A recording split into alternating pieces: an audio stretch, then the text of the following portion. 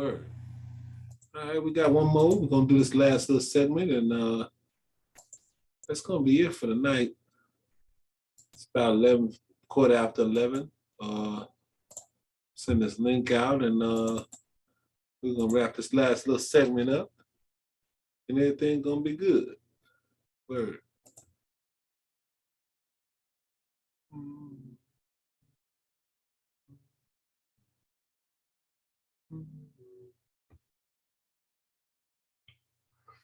Oh man, whew. Alicia in the building. Yeah. Waiting on Ill Will to get back up in the joint. I wanted him to start off. I was looking at this show. What do you think about that one kid? I don't know the kid name. Remember the kid that got shot by the lady police officer? She thought it was a taser, and then it turned out to be a gun, and she shot the kid. Mm-hmm. Yeah. And she said she made a mistake and thought it was a Didn't they give her like what did they give her? Judge gave her a bullshit ass sentence. Yeah. Oh, did you? I know you heard about this one. You heard about the chick down in the married couple. Well, they not married no more, but it was a couple of Louisiana. Okay, and it's really gross, and I'm gonna try to say it as PC as I can, but the husband. Okay, basically the husband. Well, the wife was a teacher. Okay, so what she did is she bring these cupcakes to. Oh yeah, I saw him with the sperm. Yeah. I was trying to go. No, ain't no way to clean that shit. That was disgusting. Well, I could try. I mean, but it was gross. But they're offering her a plea deal. That speaks volumes. Somebody should kill her. Well, and him. Yeah, I mean, both of them need to be careful because, you're talking about a classroom of kids.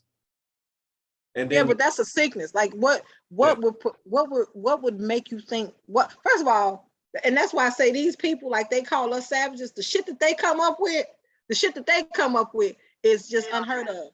Oh, I agree. It's like, what made you think that was something to even do? Like, why did that ever cross your mind? It's just, some people are really perverse and some people are really sick. And then you got all the child porn things and the fucking, it's wow. It's something never really thought, but I ain't gonna lie, in the 80s, I remember on the north side, we heard about a guy doing the same thing to a pizza on the north side. This is in the 80s. This shit been happening. And it's always been some did you hear about the sperm in the cupcake? Right. You didn't hear nothing about that? I could pull the story up if you want. That'd be something I could throw in here. I mean, why not? But a lady baked some cupcakes and put her husband's sperm in the cupcakes and took them to her kids at the school. She was a teacher. And fed them to the kids. What? Yeah, this happened 2 years ago, and it resurfaced back up because I guess now they're going to trial like in the next couple of months or so. Like what? I'm dead ass. Hold on, I can pull it up right now. That doesn't even make why. What is on her mind? Apparently sperm and cupcakes at the same damn time. That's the kinkiest shit I've ever heard in my life. That's a disease. That's something, and you know what? Unfortunately, she's probably done other things to those kids that they haven't caught. Right. That probably is not the first time that she's done some shit like that with those children. And or other kids, depending on how long she's been teaching, she's might have done those other classes as well. Yeah. Because this is the only thing that they caught, and then they had like 2 hard drives with like she was up for 60. So she filmed it. She fed it to him. She fed. She filmed herself making these cupcakes. No. What they did like child porn and a lot of sick shit. She had 60 counts of child pornography and stuff like that. But them white folks are nasty. Period. Though. They're nasty as a fuck. And this shit. But we savages. Right. See, that's what I say. Well, this is what they do. It's just like they say the last shall be first. We always heard that term. So it was a point in time we was just talking about with the Moors who brought them out of the dark ages. Okay, this type of shit they've been doing. They've been shitting all over each other, pissing all over each other, living in filth, you know. But they've been civilized for a long time, and these niggas, like, they still doing crazy shit. They ain't civilized nothing.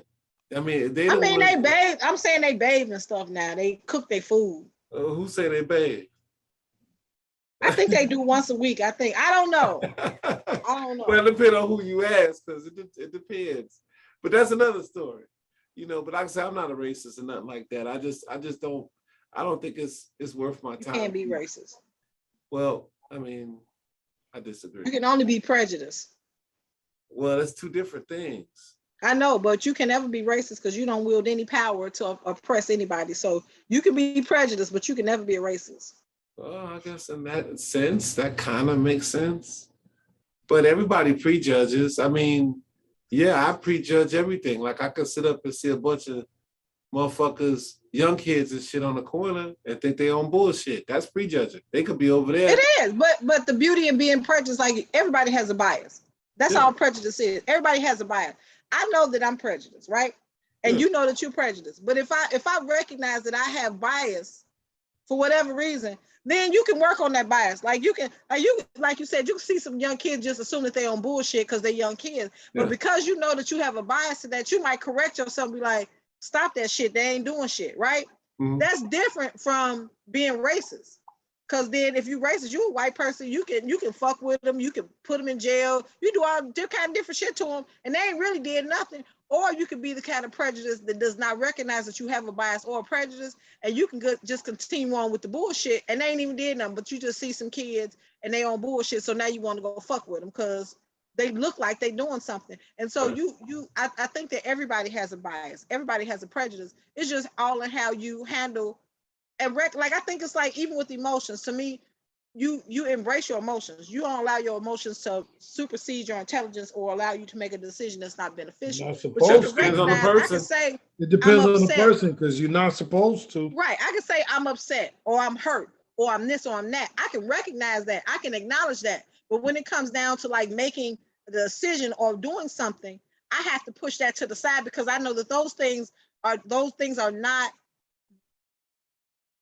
They'll have you doing stuff that's not logical. Those are feelings. They're not rational. They're irrational. And that's the same thing with a bias or a prejudice. You can because everybody grows up being taught certain things. So you can recognize, damn, you can hear it in your head when you're looking at it and just be like, damn, let me check this because I know that this is not right. But I know how I was raised, or I know what was told to me, or I know that this is what I was taught, but I know it's not rational. And let me push this to the side and actually try to fix it. That's different than and some white people do that shit. Some white people recognize that they were raised by racist people, and they have prejudices, and they try to change the narrative on what they were taught. That's different from you just being prejudiced and just going around fucking with people. And I think what helps to change the narrative may be your personal experiences. Because, say your peoples or the people that taught you, to think this way, maybe their experiences were different from yours. So we always go like the older heads, the elders, they went through a different time than what I went through. And see, I've talked with my mother, my father, and we don't always see the eye to eye on race because of that, because my experience was different than theirs were. So I can't really gauge what they've experienced because I didn't experience it. It's not to discredit it. It's just that wasn't my experience. Right. Now, I say that to say that there's people out here today that still say, hey, man, these motherfuckers racist and all this. And that's probably based on their experiences. And like, again, it's not to discredit it. It's just that's not my experience. That's why I don't really deal with, and I'm not, like I say, we talking to a person who's had a gun pulled on them by a white person and a black person. You talk to a person that's been called nigger by white people and black people. So, and then with all that being said, I still feel the same way I feel because that's how I choose to feel. You see what I'm saying? So I'm not I don't want the burden of carrying that with me. Life is tough enough as it is, to sit up and then throw that in the pot. To me, that's just a diversion from shit I should be focused on, like my family and things that's going on to me that's important in my life, than to be worried about this shit that I know I can't change, that was here before I got on this planet, and it's going to be here long after I'm dead. So fuck that shit. I'm gonna continue to try to move forward and to live a peaceful life and live a good life as best as I can in spite of, because that's something I'm never gonna be able to change. And Well, but you still have to be like, even what you said, like your parents, what they experienced and what you experienced, it was different, but the result is still the same, because what they were asking for back when they were our ages is the same shit we're asking for right now. Like nothing has changed. We're still asking for the same shit. I'm even talking about, I'm gonna go further back from our parents. My grandmother, 83 years old. The same shit she was asking for in her 20s is the same shit we're asking for, and I'm 47, right? So it's nothing has changed, and I don't think that, you know, the benefit, white folks have a benefit that you can't afford to have. Like, you can't afford just to be a fucking peaceful life, right? Because you're a black man, right? You always have to be conscious of being a black man, and you can't afford to be like, oh well, I don't have time for bias or prejudice. Motherfucker, you better have all the time for it, because whenever you get around white folks, you have to be very intentional about how they're looking at you and what they plan on doing to you, because the reality of all that is they can cause you a lot more harm than you can cause them. And they don't take shit but a fucking phone call, or for them to say that you just look threatening and menacing, and you don't have to do anything. So when you say stuff like that, like, we're not safe. Like, I'm not ever going to be in a space where I'm with white people that I'm actually safe, or that I'm actually at ease where I can just hang out and chill, because I don't know who's gonna decide. Just like the old white boy that got slapped up. I'm sure that man didn't walk into Applebee's thinking he was gonna have to slap shit out of somebody for saying the shit. You know what I'm saying? Like, you don't walk into a restaurant thinking somebody gonna say some shit like that. Not once, but twice. Right. That man didn't look like he was looking for no trouble. He didn't look like he was on no bullshit. He like a thug. But you was here for the shit, so I'm with the shits too. We don't live in a society where we can just say fuck that shit, because we're always in danger, and it's evident. And I mean, even when you talk about the officer that supposedly accidentally thought she grabbed her taser and it was a gun, talking about the lady the officer who walked into the wrong house and shot the guy. He was sitting in his house minding his fucking business. You talking about Breonna Taylor? You talking about Amir Allah? Like, you're not fucking safe. You're not safe around white folks, and that's just the long and the short of it. So you don't have the you don't have the luxury. That's a luxury. You don't have that luxury. They have that luxury of not being intentional about what they say to you. They have that luxury of feeling comfortable around you. But you, as a black man, me as a black woman, our children, our parents, they don't have that luxury, because at any time a white person feels threatened or uncomfortable, or they decide that they just don't want you around, they can call police, start crying them fucking white tears. And guess what? You know, jail is the least of your worries. Like, you can literally end up dead for not doing shit but just breathing and being black. So true.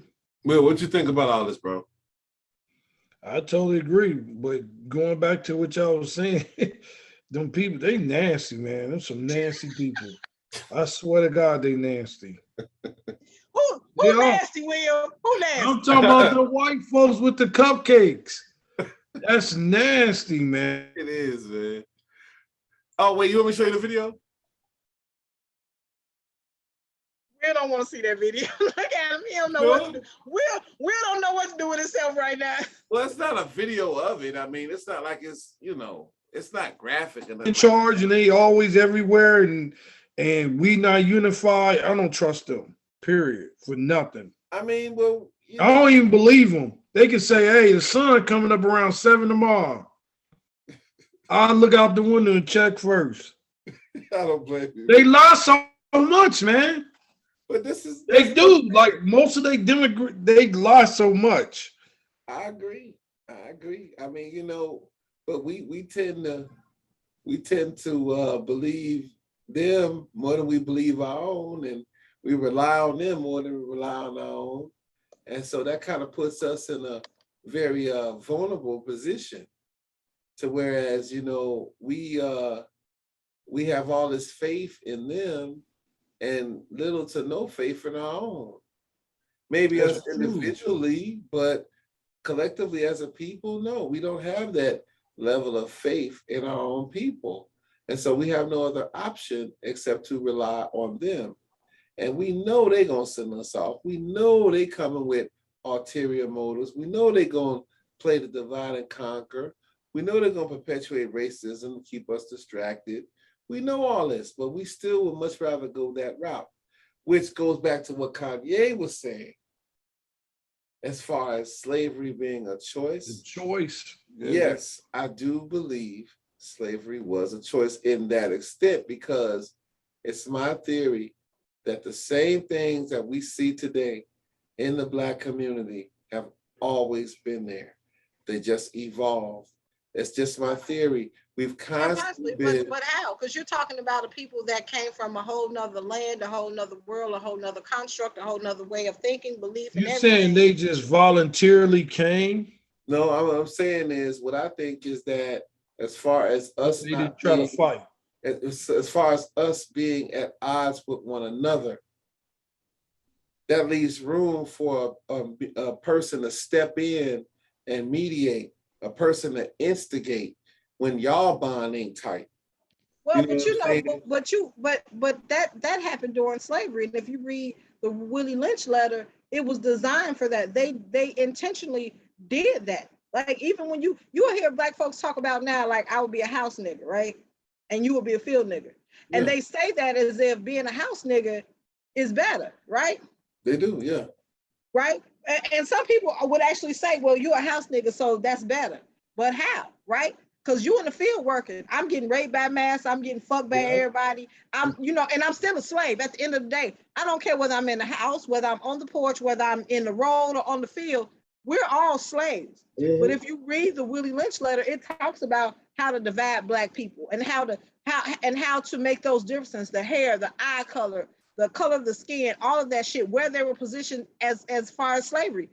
That made a difference. So it was intentional that they did that in order to break slaves, in order to keep them from coming together. And when you read the Willie Lynch letter, they didn't just use that here. They used that in Europe. They used that it was a blueprint on how to keep slaves. It was basically maintaining slaves without even having to maintain them anymore. So when was the Willie Lynch letter written? Do you know? Hold on, I can tell you. I was gonna look it up just now, because that would kind of tie in with the whole Christianity thing. Because how could you come into this huge group of people, and it's only like 10 of y'all? It's 1,000 Black folks. The only way to control these people outside of divide and conquer would be the element of religion.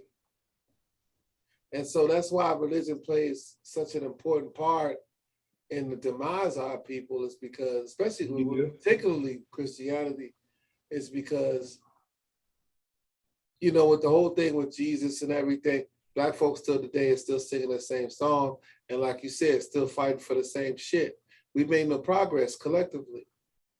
And we sitting back, we waiting on Jesus, so we waiting on this, we waiting on that. And we totally just negate the fact that we got able body, able minds, we got resources. And these are the things that we could use to get out of the situations that we're in. But what do? We buy into their distractions. They got something out there for you. They say, hey, well, come buy a Gucci bag, come buy Louis Vuitton, come buy McDonald's, come buy this car, that car. And yeah, you may have all these things. 1712 is when he was invited to do his speech. What year? 1712 in Virginia. Oh, that ties right in. Well, the Council of Nicaea took place, because I want to know that too. I want to make sure I got the right year, because it was like, I think, 2 councils. Then was Council of Nicaea. Because all this shit makes sense. Oh shit, this is a long time ago. 325 CE. I thought it was later than that. Constantine the Great, generally regarded as the first Christian Roman emperor in the ancient city of Nicaea, which is known today as Iznik, Turkey. And that's okay. That's not what I thought it was. However, that must have been the first council. Constantine. No. That wasn't who I was thinking about. Anyway, but that's why I think it was a choice. That's why I say it's because to me, it just seemed like even current day, it seems like to me it's much easier to go work for white folks than it is to work with our own people. Well, but I mean, again, you're saying it's a choice as if our ancestors had a. First of all, our ancestors fought back, but secondly, this don't you think that for 400 plus years, like it's been indoctrinated, and when you look at like they blew up whole goddamn cities where we were thriving, where we were making our own. So it wasn't like black folks just decided, okay, we want to go work for white folk, but shit, whenever you look at Black Wall Street, Rosewood, even I think it was in Baltimore or Philadelphia, wherever, where they blew up the whole goddamn neighborhood and nothing ever happened. Like these people in Black Wall Street, they still ain't got reparations. They fucked up their whole shit and killed folk. And they weren't doing anything but getting money, and they were separated. But white folks in their next town decided they was getting too much money. They was living too good for them. And so they destroyed it. And they do that with all black communities. So it's not a choice. I definitely don't think it's a choice. Like I think that part of what Kanye said, like what he says is kind of true, in that I think that we're a slave to bullshit. Like I think that right now in this present time, like we know what's right and we know what's wrong and we know what to do, but we don't, and I've said this several times, we don't want to lose the shit that we have in order to do it. Like, so we're a slave to the shit that we, like you said, the Louis bag, like fuck Louis Vuitton. Like Louis Vuitton ain't no black person, and Louis Vuitton ain't putting shit in our communities, right? That's right. Anything, and they have black. It's a black girl, Great Button. She makes a beautiful purse. I bought a couple from her, but she don't get that same attention. She doesn't get that same notoriety that Louis Vuitton or Gucci. But they're also not putting money into our community. So I think that we as a people need to stop being label holes. I mean, and that's just and we need to stop trying to live like. Even if you have money, like we're at a point right now where we could fund ourselves in so many different ways if we weren't trying to spend our fucking money on bullshit, like just straight bullshit. Like you don't need 4 or 5 cars. Even if you can afford them, you don't need that. That money can go to fund some. Like I would love to see a day when we didn't have to put our kids in schools with white teachers and white principals. I would love for my grandchildren to be able to go to a school where everybody looked like them and they understood, they understood our culture, because we do have a culture. Black folks have a culture, and we have an expectation of our children, and we know how to talk to our children, whereas white folks don't. Mm-hmm. One of the reasons that I came out of nursing was because my kids, they don't have kids now. My children are at an age where they're probably soon will be married and have kids. I want to be able to have my grandkids. I don't want my grandchildren in preschool. I don't want them around anybody that does not look like them. I don't want anybody teaching them anything that is not beneficial to them. When they go into school, I want them to be very clear about who they are, what they know, and be very sure about what being black means, and not have to go through the torture of people harming them, or even like feeding them. Like I don't believe kids should be eating processed food. I don't believe like kids listening to rap music and dancing off that shit. Like that stuff is not cute to me. Right. It's unacceptable to me. It's a form of child abuse to let these children listen to all these cuss words and do all these dances. 2 years old doing these booty dances. That shit is not cute. It's not. It's unacceptable. And that's one of the things that I think we as a community have it bad now. Like we don't. Growing up, kids didn't get, you wasn't, when grown folks was partying, the kids went in the basement or wherever kids went, but you could not sit in the same area with grown folks while they was drinking, playing cards, and hanging out. You get shit slapped out of you. Don't get a grown folks conversation. Y'all know that's right. My question is, Alicia, why do some of these parents are doing that? Because they're not being, again, it has to go back to that crack epidemic that war on drug bullshit. You have a bunch of fucking crackheads, right? So you ain't nobody raising your kid. If you have a disease, and it's a disease, if you have that monkey on your back, you are not raising your child, right? Your child is raising themselves. So you have 2 generations of children that have basically raised themselves. It's not purposeful. Like, it's not that they don't love their kids. They don't know better. And then you have grandmothers that don't want to be grandparents anymore. They want to be for the streets. Yeah. And so you have, like, growing up, like I had my great grandparents. I was like, my great grandfather died. I had to be like 32. Like, so why I'm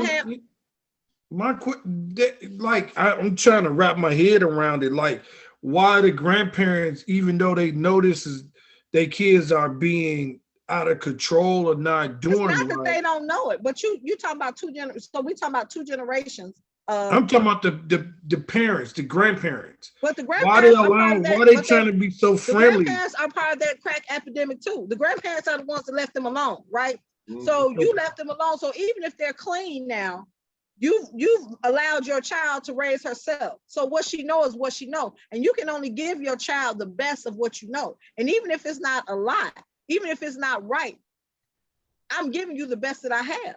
And if I raise myself, I don't have much to give because I wasn't taught certain things you weren't taught. So it's okay. And then when you think about, we all been around crackheads, they let their kids do whatever the fuck they want to do because they're chasing a high. So if my mother let me listen to rap music and hang up all night and talk shit and be in their conversations and hang out with them, I'm gonna teach my child that because that's what I know to be okay. Now you might have some that know they don't want their kids like that, but again, we live in a society where the grandparents don't want to raise, they don't want, like, to me, when you have kids, you are forever a parent. Like I'm always gonna be a parent, right? No matter how old my kids get, I'm always a parent. And then when they have kids, I'm a grandparent. And I owe that to my grandkids to be a grandparent. I owe that to my children. That's how you keep values and morals and, tradition. That's how you keep those things together, because you have elders like, okay, don't do that to them. You can't do that. Bring them over here. Let me, if you're going to go out, like, I don't remember I didn't have a fucking babysitter when I was younger. I went to my auntie's house and my cousin's house. We didn't go to strange people's house. Strange people didn't watch us. My kids growing up, my kids didn't go stay night over nobody's house. Never. If they weren't related, and they had to be certain relatives, they didn't go over all relatives' house. My kids can only stay a few places, but they didn't stay out all night. But if you're allowing your kids to do that, and as a grandparent, you out in the club with the mama, how you gonna tell me anything when we doing the same shit? Like, you can't have that much wisdom if you sit next to the bar stool with me and we wearing the same kind of clothes and we talking the same language and dance out the same music. You can't have any wisdom. You can't have any more wisdom than I have. So why? And then you have no desire to cultivate that grandchild. Like, you think, well, my kids are grown. Well, I'm gonna go out now. Kids, yep. And they say that I raised my kids out, so I'm gonna go do. You too old to be for the streets. You too old for it. It's type of the streets. But like I say, what I notice is today you can't check the sisters. You can't tell the sisters that they wrong. They don't take constructive criticism today. They're nothing like the women that raised my generation. They're nothing like that. Nowhere near that. And another thing is, like, these parents, they want to be a kid. They want to remain a kid. Why are they so immature? They're very self-absorbed. They're very self-centered. They're quick to push the kids off over here, over there. And see, the kids suffer for that. And kids have animosity for that. And they have a lot of anger and a lot of psychological issues because of that. Because it's like, you brought this kid here, you're their parents, and you don't want to be bothered with them. That's just like anybody else. If you have a friend, if y'all supposed to be friends or whatever, and y'all don't have a good rapport, or, this person have to reach out to this one and vice versa, and they never give it back, you're going to feel some sort of way. So just imagine a kid, we're here, this is their living quarters. They can't get a hot meal. They hear all this cussing and all this bullshit. They can't go nowhere. They can't have fun. Don't nobody take them nowhere. Yeah, that can also bring about depression. So, these kids, see, this is why, to have the two-parent home is, and it's not just two parents, but I'll say this, to have at least one parent in there who's an adult. That's the main thing. If you can't have, because you can have two parents that are crackheads. See, now you got that element. But if you at least have one parent in there who is truly an adult is going to be responsible. An adult is going to teach. An adult is going to be tentative. and they're gonna take care of fucking business with that kid, and it's gonna show through that kid. But that also, I think it also grandparent, like I've known crackhead parents that have did an exemplary job with their children. So I don't even want to imply that because you're a crackhead you can't raise your children. Fair enough. Because I've seen it. I also want to say to what you said, like if you think about how old you are when you have children, like you're usually in your 20s. Like my son will be 24 next month. He's probably around the age people start having kids. But at 24, I know my son don't know shit, right? Mm-hmm. My mother, when she had me, my mother had my grandmother and both my great grandparents, right? Mm-hmm. And so they were there to kind of buffer because my mother was at 19, my mother had 3 kids. You know, and the older I got, I had to think about it. What the hell do you know about life at 19? Not much. Not shit. You got 3 kids and you ain't even 21 yet. You don't know shit about raising no kids, so you do the best that you can. But when you have people there to kind of help you and say, don't do that, that's not the right thing to do. Let's take them here. Let's do that. So you have a guide, right? And even with a guide, like you even with a responsible parent at 24, you don't know enough. And you always need that guide. Don't, because even like when you talk about disciplining your child or doing something, you will have, like my mama, she was telling about my kids. I'm like, I know this ain't the same person that raised me because you won't be my ass for everything. You don't even want me to look at them strange. But as I get older, I understand what she mean. Like and I tell my kids this all the time, parents are not perfect, right?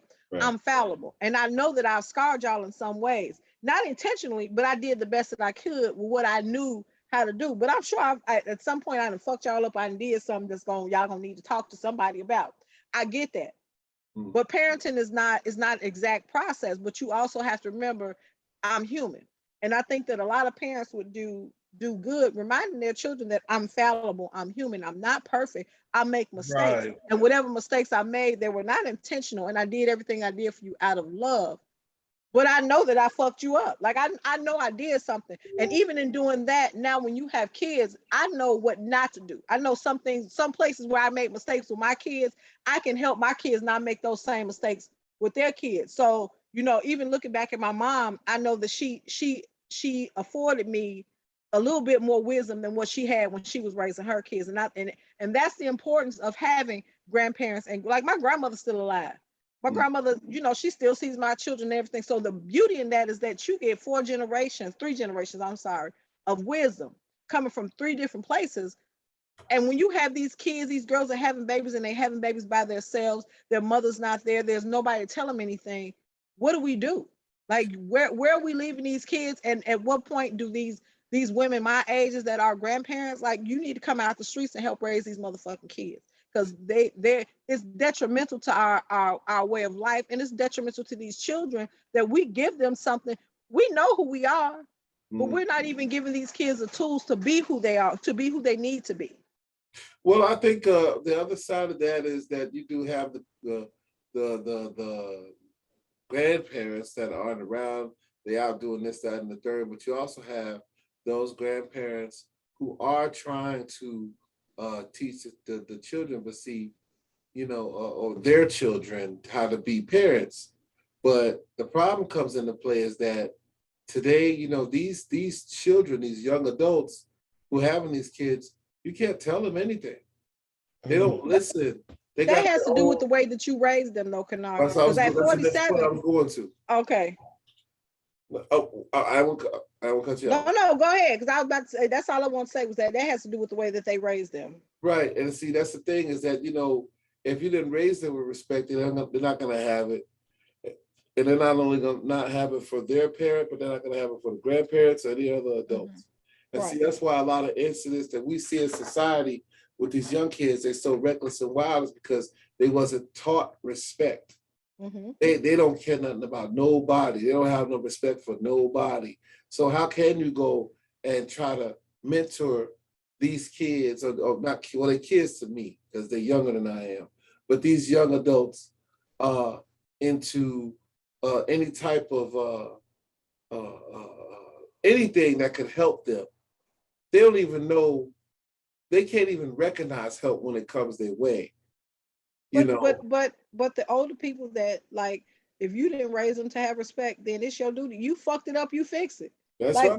whatever that looks like. It's I'm true. 47 years old. If my mama tell me to shut up right now, yes, ma'am. I ain't got nothing to say to my mom. She tell me shut up. I'm shutting up. I'm a whole grown woman. Don't live in her house. She don't do nothing for me. But I know that's my mother, and my mother raised me to respect her. If my mama tell me, my grandma tell me shut up, yes, ma'am. That's it. But they're not raising their kid. They've raised their children as contemporaries.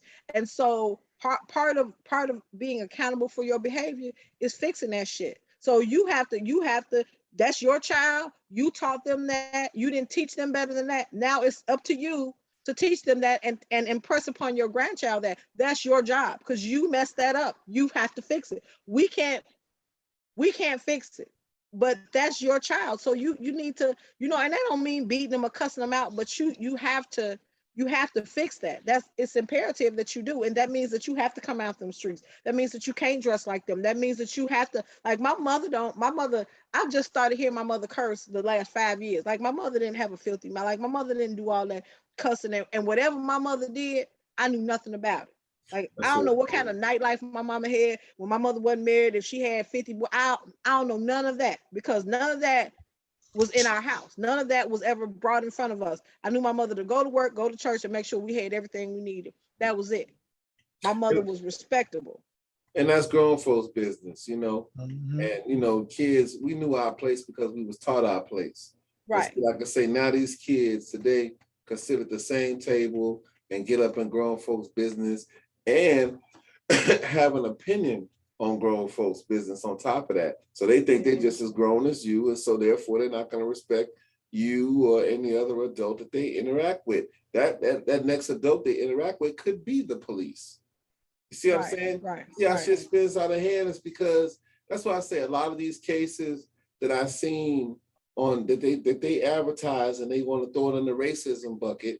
And that may be the case, but in my mind, I'm thinking, okay, well, I'm thinking about, okay, well, where's the dad? Where's the mom? What type of background did they come from? Why are they so loud and belligerent with a person with a gun? No matter what their job title is, whatever. The fact is, that's a person with a gun. Why weren't they taught these things at home? They couldn't have been taught these things at home. See, and but I think it goes to what you said too. You have a lot of anger. Like they're left alone to fend for themselves. So, it might not be a thing where they're just, loud and belligerent for no reason. Like they're angry. Like like you said, if you just bring me into this world and you fucking leave me alone for 14, 15 years, hell yeah, I'm angry. I'm angry at the world because I'm being made to fend for myself as a child. I'm being made to have to feed myself, get myself here and there. And it angers But them. how do you move that anger from not projecting it into the world, but having them understand where it came from? Well, but again, I think that has to go back to whoever messed it up, they need to fix that. You have to repair that. Like you have to apologize and you have to mend those fences with that, because it's not the child's fault. And when you do things like that, I'm with Kennard. Like you, and not even, it goes to me, it's even past the police. You send these kids out into a society and a world. So even though they have a justified reason to be angry, you're sending these angry folks out to the world for people who don't look like you, who don't give a shit about you, who don't care. So nobody cares that you're angry. They just know that you're doing this to them, and it can land you in a whole lot of places, put out of classes and everything else. But at the end of the day, we have to recognize what it is. Like Black folks that have good sense, we have to recognize this child is hurt. We have to figure out a way to help them, but it's gonna cost that person who did that, because you're the one to put this child in this position. You have to fix this shit. Whatever it takes to fix it is what you need to do to fix it. But we can no longer leave these kids angry and just say these kids are fucked up. Mm-hmm. These kids are not fucked up. You fuck these kids up, and now you want to act as if they're not worth saving, or they're too far gone to save, because if you do anything other than that, it makes you have to get off your ass and actually acknowledge that you fucked up and that you need to fix it. And you don't want to fix it because you want to hang out in the clubs and talk slick shit and drink like you 20. So you don't want to be bothered with that. And it's imperative that we show these kids that they're loved and they're valued, because a lot of these kids, when you leave them alone like that, why would they ever feel like they're valued? Why would they ever feel like they're loved? Why would they ever feel like they're worth anything when the people that's supposed to love them most have left them? Right. And see, that's the thing is, you know, like you said, with the parent having to fix it, that's too much. Like, right, that's too much work. The easiest thing for me to do is just say, fuck it, I just worry about me. You know, I done raised my kids, the kid all of 17, don't know shit from Shinola, and he out there doing Is it? God knows what. But sometimes it seems like the narrative sometimes is pushed off as like it's only men that's the problem of it. That's making these kids bad. Not at all. It's No, it's that's it's the definitely not women. the It's case. the women. It's anybody in these kids' lives that have left them alone to fend for themselves and allowed them to have to be adults at 8, 9, 10 years old, and they've given them no structure, no boundary, no love, no care, no nourishment, everything that a child needs in order to grow and grow in a healthy way. So anybody that's in that child's life, including the grandparents who have not assisted this child into growing in a healthy way, they're all the adults are to blame. Men, women, whoever's the adult, they're all to blame.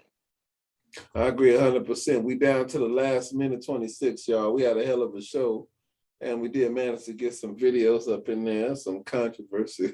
Yeah, check you out. Check you out. Yeah.